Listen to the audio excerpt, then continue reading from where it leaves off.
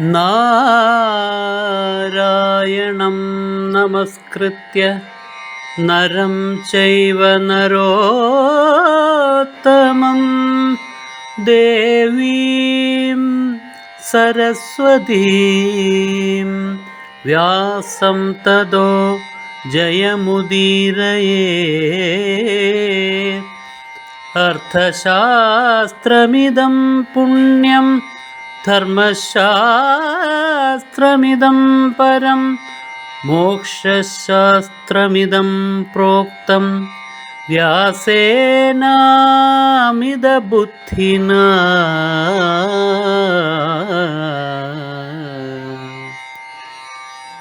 ശൃണു സത്യാം ഗിരം മമ. എൻ്റെ സത്യമയമായിരിക്കുന്ന വാക്കിനെ അങ്ങ് ശ്രദ്ധയോടുകൂടിയിട്ട് കേട്ടാലും. പണ്ട് നടന്നൊരു സംഭവമാണ് ഈ അവസരത്തിൽ ഞാൻ അങ്ങയുടെ മുന്നിൽ പറയാൻ ആഗ്രഹിക്കുന്നത്. തപസ്വി കോപനോ ദുർവാസ നാമ മേ പിതു. തപസ്വിയായിട്ടുള്ള ദുർവാസാവ്, അദ്ദേഹം അതികോപിയാണ്. അതുകൊണ്ട് തന്നെ ലോകത്തിലെ എല്ലാവർക്കും അദ്ദേഹത്തെ ഭയമാണ്. നിസ്സാരമായൊരു കാര്യം മതി അദ്ദേഹം കോപിക്കാൻ. കോപിച്ചു കഴിഞ്ഞാലോ ശപിച്ച് ഏറ്റവും ഭീകരമായ അവസ്ഥയിലേക്ക് തള്ളുകയും ചെയ്യും. അതുകൊണ്ട് എല്ലാവരും ഭയക്കുന്ന ആ ദുർവാസാവ് എന്നുള്ളതായ ഋഷി ഭിക്ഷാമുപാഗതോ ഭോക്തും തമഹം പര്യതോഷയം. പണ്ട് ഞാൻ കുന്തിഭോജന്റെ കൊട്ടാരത്തിൽ കുന്തിഭോജന്റെ മകളായിട്ട് അവിടെ വസിക്കുന്ന കാലത്ത് അവിടെ കുന്തിഭോജന്റെ കൊട്ടാരത്തിൽ ഈ തപസ്വി എത്തിച്ചേർന്നു. അദ്ദേഹം അവിടെ വസിച്ചു ഏതാനും നാളുകളിൽ. ആ അവസരത്തിൽ അദ്ദേഹത്തെ ശുശ്രൂഷിക്കുവാൻ, അദ്ദേഹത്തിന്റെ ആജ്ഞകളെല്ലാം നിറവേറ്റി കൊടുക്കുവാനായിട്ട് എൻ്റെ പിതാവ് എനിക്കാണ് ചുമതല നൽകിയിരുന്നത്. ഞാൻ അദ്ദേഹത്തെ യഥായോഗ്യം ശുശ്രൂഷിച്ചു. യാതൊരു കുറവും ഒരു കാര്യത്തിലും വരാതെ അദ്ദേഹത്തെ, ആ മഹാതപസ്വിയായിരിക്കുന്ന ദുർവാസാവിനെ, ഋഷിവര്യനെ ഞാൻ യഥായോഗ്യം ശുശ്രൂഷിച്ചു. ശൗചേനതോ ആകസത്യാഗൈഹി ശുദ്ധേന മനസാ തഥാ. വളരെയേറെ ശുദ്ധമായ മനസ്സോടുകൂടിയിട്ട്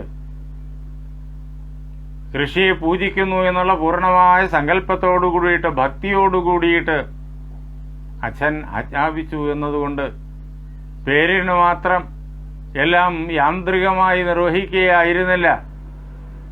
തികഞ്ഞ മനസ്സോടുകൂടിയിട്ട്, അർപ്പണബോധത്തോടുകൂടിയിട്ട്, സാത്വികമായ പ്രകൃതിയോടുകൂടിയിട്ട്, ശുദ്ധമായ വാക്കുകളും ശുദ്ധമായ പ്രവൃത്തികളും ഒക്കെയായിട്ട്, ഒരിക്കലും ഒരു കുറ്റവും വരാത്ത രീതിയിൽ, ഒരു പാപവും സംഭവിക്കാത്ത രീതിയിൽ, ഒരു കുറവും ഭവിക്കാത്ത രീതിയിൽ ഞാൻ അദ്ദേഹത്തെ ശുശ്രൂഷിച്ചു. കോപസ്ഥാനേഷ്വപി മഹത്. ആരും കോപിച്ചു പോകും എന്നുള്ളതായ അവസരങ്ങളിൽ പോലും, അത്ര വലുതായിട്ടുള്ള സംഭവ പരമ്പരയുടെ നടുവിൽ പോലും അദ്ദേഹത്തോട് കോപിക്കാതെ, അങ്ങനെയെങ്കിലും അദ്ദേഹത്തിന് കോപത്തിന് കാരണമായി തീരരുത്, അതിനും അവസരം കൊടുക്കാതെ ഞാൻ അദ്ദേഹത്തെ യഥായോഗ്യം ശുശ്രൂഷിച്ചു. അങ്ങനെ ഞാൻ ചെയ്യേണ്ടതായ കർത്തവ്യങ്ങളെല്ലാം ഭംഗിയായി ചെയ്തപ്പോൾ അദ്ദേഹം സന്തോഷിച്ചു. സപ്രീതോ വരദോ മേ ഭൂത് കൃതകൃത്യോ മഹാമുനി. ആ ഋഷിശ്രേഷ്ഠൻ എന്തിനു വേണ്ടിയിട്ടാണോ കുന്തിഭോജന്റെ കൊട്ടാരത്തിലേക്ക് വന്നത്, ആ കാര്യങ്ങളെല്ലാം അദ്ദേഹം നിറവേറ്റി കഴിഞ്ഞിരിക്കുന്നു. പിന്നെ അദ്ദേഹത്തിന് അവിടെ നിന്നിട്ട് മടങ്ങിപ്പോകുക എന്നുള്ളതാണ് മനസ്സിലുള്ളത്. ആ അവസരത്തിൽ അതുവരെയുള്ളതായ എൻ്റെ ശുശ്രൂഷാകർമ്മങ്ങളിലെല്ലാം സന്തുഷ്ടനായി തീർന്ന ആ ഋഷി എന്നോട് ഇങ്ങനെ പറഞ്ഞു: അവശ്യം തേ ഗൃഹീതവ്യം ഇതിമാം സ്വബ്രവീത് വച. ഞാൻ നിനക്ക് തരുന്നതായ ഒരു മന്ത്രമുണ്ട്, അത് നീ നിശ്ചയമായിട്ടും സ്വീകരിച്ചു കൊള്ളണം. ഭാവിയെ മുൻകൂട്ടി കണ്ടിട്ടാണ് ആ ഋഷിവര്യൻ ആ മന്ത്രം കുന്തിക്ക് നൽകുന്നത്. പക്ഷേ അന്ന് കുന്തി കൊച്ചുകുട്ടിയാണ്, ബാലികയാണ്. കുന്തിക്ക് അന്ന് അതൊന്നും അങ്ങനെയൊന്നും മനസ്സിലാവില്ല. അതുകൊണ്ട് ഋഷി പ്രത്യേകം പറഞ്ഞു, ഞാൻ തരുന്നതാ ഈ മന്ത്രം, അത് നീ സ്വീകരിക്കുക തന്നെ വേണം. ശ്രദ്ധയോടുകൂടിയിട്ട് അതിനെ ഹൃദയത്തിൽ ഉറപ്പിക്കണം എന്ന് അദ്ദേഹം എന്നോട് പറഞ്ഞു. തത ശാപഭയാദ്വിപ്രം അവോചം പുനരേവതം ഏവമസ്തുതി ചപ്രാഹ പുനരേവ സമേ ദ്വിജ. അദ്ദേഹത്തിന്റെ ഇഷ്ടത്തിന് വിപരീതമായിട്ട് എനിക്ക് ആ മന്ത്രം വേണ്ട എന്ന് പറഞ്ഞു കഴിഞ്ഞാൽ അദ്ദേഹം കോപിക്കും. കോപിച്ചു കഴിഞ്ഞാൽ അദ്ദേഹം ശപിക്കും. ശപിക്കുന്നതിനെ മാത്രമല്ല, കുടുംബത്തെ മുഴുവൻ ശപിച്ചു കളയും.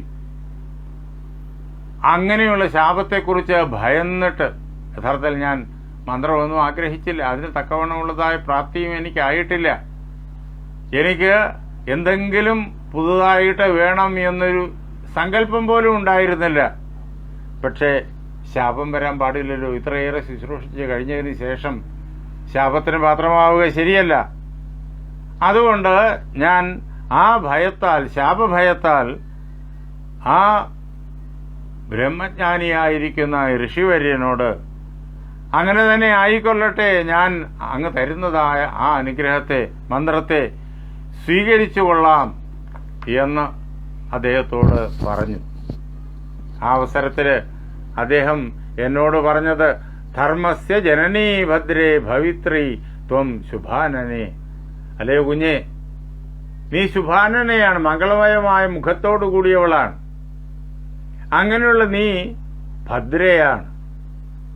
എല്ലാ പ്രകാരത്തിലും ശ്രേയസ്കരമായ, ഭദ്രമായിട്ടുള്ള, മംഗളതമായിട്ടുള്ള സ്വഭാവവിശേഷത്തോടു കൂടിയവളാണ്. അങ്ങനെയുള്ള നീ ധർമ്മന്റെ ജനനിയായി മാറും. നിനക്ക് പരമധാർമ്മികന്മാരായിട്ടുള്ള സന്താനങ്ങൾ ഉണ്ടാകും എന്ന് അദ്ദേഹം എന്നോട് പറഞ്ഞു. എന്ന് മാത്രമല്ല, അദ്ദേഹം പറഞ്ഞത്, വശേസ്തസ്യന്തി തേ ദേവ യാം ത്വം ആവാഹയിഷ്യസി. ഈ മന്ത്രം ദേവന്മാരെ ആവാഹിക്കാനുള്ളതാണ്. ഏതൊരു ദേവനെയാണോ നീ ഈ മന്ത്രത്താൽ ആവാഹിക്കുന്നത്, അവർ നിന്റെ സമീപത്തേക്ക് വരും. നിന്റെ വശത്ത്, അതായത് നിന്റെ ആജ്ഞയനുസരിച്ച് അവർ നിൽക്കും. നിന്റെ വാക്കുകൾ എന്താണോ, നിന്റെ ആഗ്രഹം എന്താണോ, അത് അവർ സാധിച്ചു തരും.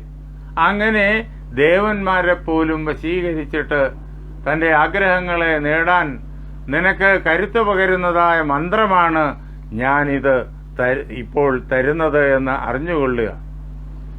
ഈ മന്ത്രത്തെ നീ ഒരിക്കലും മറന്നു കളയരുത് എന്ന് അദ്ദേഹം പ്രത്യേകിച്ച് എന്നോട് പറഞ്ഞു. ആ മന്ത്രം വളരെ ഭംഗിയായിട്ട്, കൃത്യമായിട്ട് ജപിച്ച് സിദ്ധി വരുത്തണം എന്നും അദ്ദേഹം ഉപദേശിച്ചു. ഇങ്ങനെ പറഞ്ഞിട്ട് ആ ഋഷി അവിടെ നിന്നിട്ട് അന്തർധാനം ചെയ്തു. അദ്ദേഹം തിരിച്ചു പോകുമ്പോഴേക്കും ഞാൻ ആകെ അത്ഭുതപ്പെട്ടു പോയി. ഈ മന്ത്രം എനിക്ക് എന്തിനു വേണ്ടിയിട്ടാണ് ദേവന്മാരെ ആവാഹിക്കാനുള്ളതായ മന്ത്രം? എനിക്കൊന്നും മനസ്സിലാകുന്നില്ല. എന്തുകൊണ്ടെന്നാൽ ഞാനന്ന് ബാല്യാവസ്ഥയിലാണ്. എങ്കിലും നച സർവാസു അവസ്ഥാസു സ്മൃതിർമേ വിപ്രണശ്യതി. എല്ലാ സമയത്തും ആ മന്ത്രത്തിന്റെ ഓർമ്മ എന്റെ മനസ്സിൽ തങ്ങി നിന്നു. ഒരിക്കലും അതെന്റെ മനസ്സിൽ നിന്ന് മാഞ്ഞുപോയില്ല, മറന്നുപോയില്ല. എല്ലാ സമയങ്ങളിലും അതിങ്ങനെ മനസ്സിൽ നിറഞ്ഞു നിന്നതുകൊണ്ട് ആ മന്ത്രങ്ങൾ എന്നിൽ കാര്യമായ സ്വാധീനവും നടത്തി. അങ്ങനെ ഞാൻ പലപ്പോഴും കൊട്ടാരത്തിൽ സഞ്ചരിക്കുമ്പോൾ കൊട്ടാരത്തിന്റെ മുകളിൽ ചെല്ലും. അവിടെ നിന്നുകൊണ്ട് ഉദിച്ചുയരുന്നതായ സൂര്യനെ കാണും, ദർശിക്കും, അദ്ദേഹത്തെ വന്ദിക്കും. അഥ ഹർമ്യതലസ്ഥാഹം രവിം ഉദ്യന്തമീക്ഷതി. കിഴക്കേ ചക്രവാളത്തില് ഉദിച്ചു വരുന്നതായ സൂര്യനെ കാണുന്നു ഞാൻ. എവിടെ നിന്നുകൊണ്ട്? ആ കൊട്ടാരത്തിന്റെ മുകളിലുള്ളതായ സ്ഥലത്ത് നിന്നുകൊണ്ട്.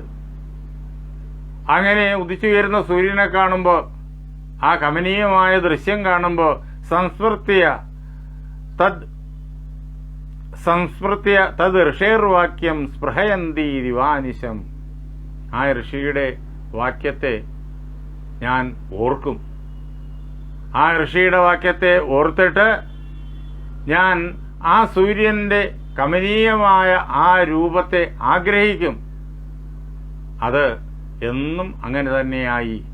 രാത്രിയും പകലുമെല്ലാം സൂര്യന്റെ ആ ആകർഷണീയമായിട്ടുള്ള തേജോമയമായിട്ടുള്ള രൂപം എൻ്റെ മനസ്സിനെ പിടിച്ചു നിർത്തി. ഞാൻ എല്ലാ ദിവസവും രാവിലെ ഉദയസൂര്യനെ അങ്ങനെ കാണുമായിരുന്നു.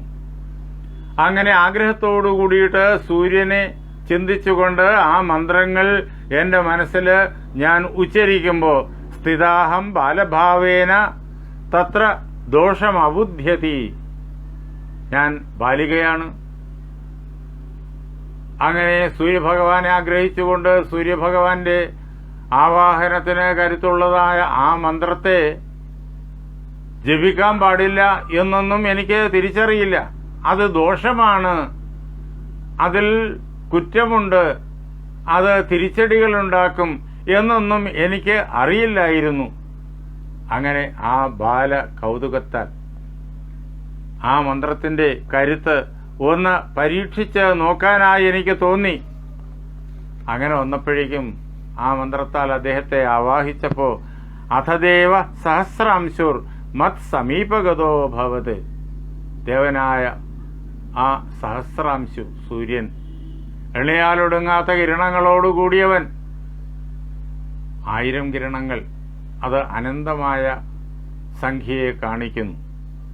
അങ്ങനെയുള്ള കിരണങ്ങളോട് കൂടിയവനായ തേജോമയനായിരിക്കുന്ന സൂര്യൻ എൻ്റെ സമീപത്ത് എത്തിച്ചേർന്നു. ആകാശത്ത് നിൽക്കുന്ന ആ തീക്ഷ്ണ രശ്മി എങ്ങനെയാ ഇങ്ങ് കൊട്ടാരത്തിന്റെ മുകളിൽ നിൽക്കുന്ന എൻ്റെ സമീപത്തേക്ക് വരിക?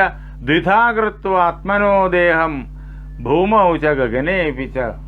അദ്ദേഹം തന്റെ ശരീരത്തെ രണ്ടാക്കി മാറ്റിയപ്പോ ഭൂമിയിൽ ഒരു ശരീരം, ആകാശത്തിൽ ഒരു ശരീരം, അങ്ങനെ തന്റെ രൂപത്തെ, ശരീരത്തെ രണ്ടാക്കിയിട്ട് അദ്ദേഹം തഥാപ ലോകാൻ ഏകേന, തന്റെ ഒരു രൂപം കൊണ്ട്, ആകാശത്ത് നിൽക്കുന്നതായ രൂപം കൊണ്ട് ഈ ലോകത്തെ മുഴുവൻ അദ്ദേഹം പ്രകാശിപ്പിച്ചു.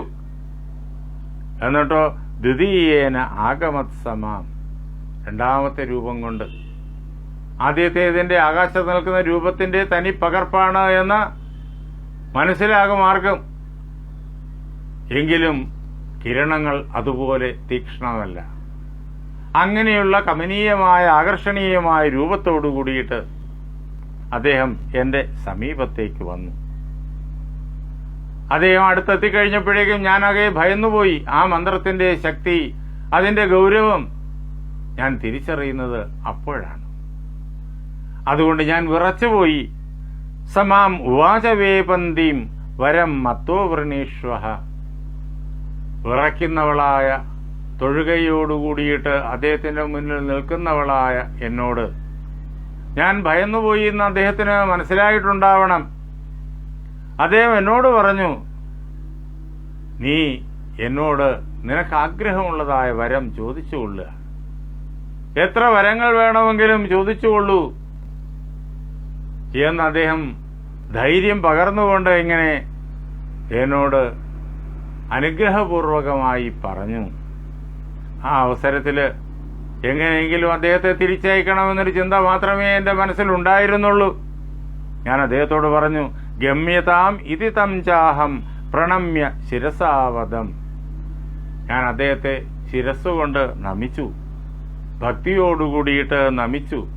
ലോകത്തെ മുഴുവൻ തിളക്കുന്ന ആദിത്യ ഭഗവാനാണ് മുന്നിൽ നിൽക്കുന്നത്.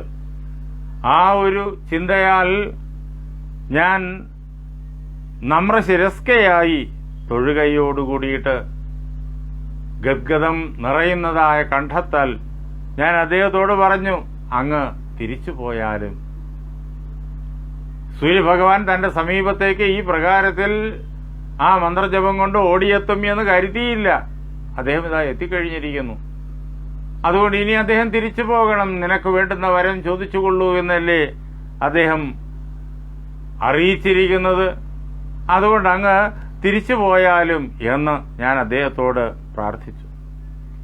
അപ്പോഴേക്കും അദ്ദേഹം പറഞ്ഞു, സമാം ഉവാച തിക്മാംശുർ വൃഥാഹ്വാനം നമേ ക്ഷമം.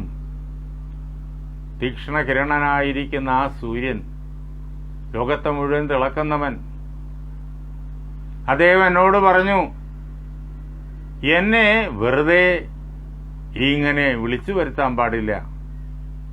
അത് യോഗ്യമല്ല, അത് എനിക്ക് സഹിക്കാനാവില്ല. എന്തുകൊണ്ടെന്നാൽ ആ മന്ത്രം എന്നെ ആവാഹിക്കുവാൻ കരുത്തുള്ളതാണ്. അതിൻ്റെ ആ ഒരു ശക്തി പ്രവാഹത്തിലാണ് ഇപ്പോൾ ഞാൻ പെട്ടു നിൽക്കുന്നത്. അതിനാൽ നിനക്കൊരു അനുഗ്രഹം നൽകിയല്ലാതെ എനിക്ക് മടങ്ങിപ്പോകാനാവില്ല. അതുകൊണ്ട് ഈ പ്രകാരത്തിൽ എന്നെ ആവാഹിക്കുക പാടില്ലായിരുന്നു. അങ്ങനെ ആവാഹിച്ചു കഴിഞ്ഞിട്ട് എന്നോട് തിരിച്ചു പോകാൻ പറഞ്ഞാൽ എന്ത് സംഭവിക്കുന്നറിയോ? തക്ഷ്യാമി ത്വാം ച വിപ്രം ച ഏന ദത്തോ വരസ്തവ. ഞാൻ നിന്നെ ചാമ്പലാക്കി കളയും. എന്ന് മാത്രമല്ല, ആ വിപ്രനെയും ആ ബ്രാഹ്മണനെയും ആ തപസ്വിയെയും ഞാൻ ചാമ്പലാക്കി കളയും. നിന്നെപ്പോലുള്ള ചിന്തിക്കുവാൻ ശേഷിയില്ലാത്ത ഒരു കുട്ടിയുടെ കയ്യിൽ ഇത്രയേറെ ബലവത്തായിരിക്കുന്ന ഒരു മന്ത്രം തന്നിട്ട് ഇത് ദേവന്മാരെ ആവാഹിക്കാൻ ഉപയോഗിക്കാനുള്ളതാണ് എന്ന് പറഞ്ഞിട്ട് പോയ ആ തപസ്വിയുണ്ടല്ലോ, ദുർവാസാവ്, അദ്ദേഹത്തെ ഞാൻ ഭസ്മീകരിച്ചു കളയും.